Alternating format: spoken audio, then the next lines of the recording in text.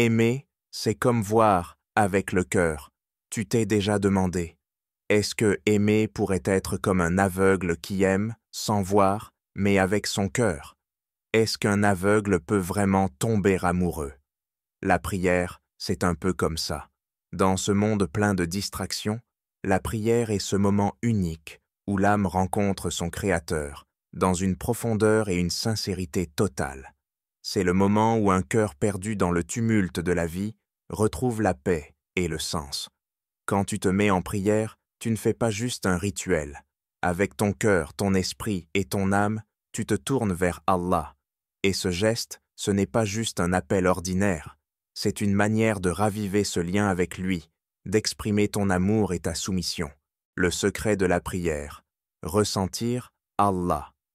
La prière, ce n'était pas juste un devoir ou une obligation. C'est une quête pour ressentir Allah avec son âme. Parce qu'Allah n'est pas limité à un mot ou un geste. Il est présent dans chaque part de ton être. Quand tu te prosternes, ce n'est pas juste ton front que tu poses au sol. Tu offres aussi ton cœur à Allah. Tes lèvres prononcent des invocations, mais c'est avec ton âme que tu lui parles. Et cette connexion, elle ne repose pas sur ce que tes yeux peuvent voir, mais sur ce que ton cœur peut ressentir. Parce que les yeux ont leurs limites, mais le cœur, lui, est proche de l'infini. Comment un aveugle aime-t-il? Comment un aveugle fait-il pour aimer quelqu'un? Il ne voit pas la personne avec ses yeux, mais il ressent sa présence à chaque instant. Il entend sa voix, il sent sa chaleur, il reconnaît son toucher. Son amour n'est pas attaché à un visage, mais à une existence, à une essence. Et c'est exactement comme ça qu'on s'attache à Allah. Tu ne peux pas le voir avec tes yeux, mais tu ressens sa présence avec ton cœur. Un aveugle ne pourrait pas décrire le visage de la personne qu'il aime, mais il sait mieux que quiconque qui elle est. De la même manière, quand tu te tiens devant Allah dans la prière, tu ne peux pas le décrire, mais tu sais qu'il est sadéla. La prosternation, le langage de l'amour. La prosternation, c'est comme dire « je t'aime » avec ton cœur.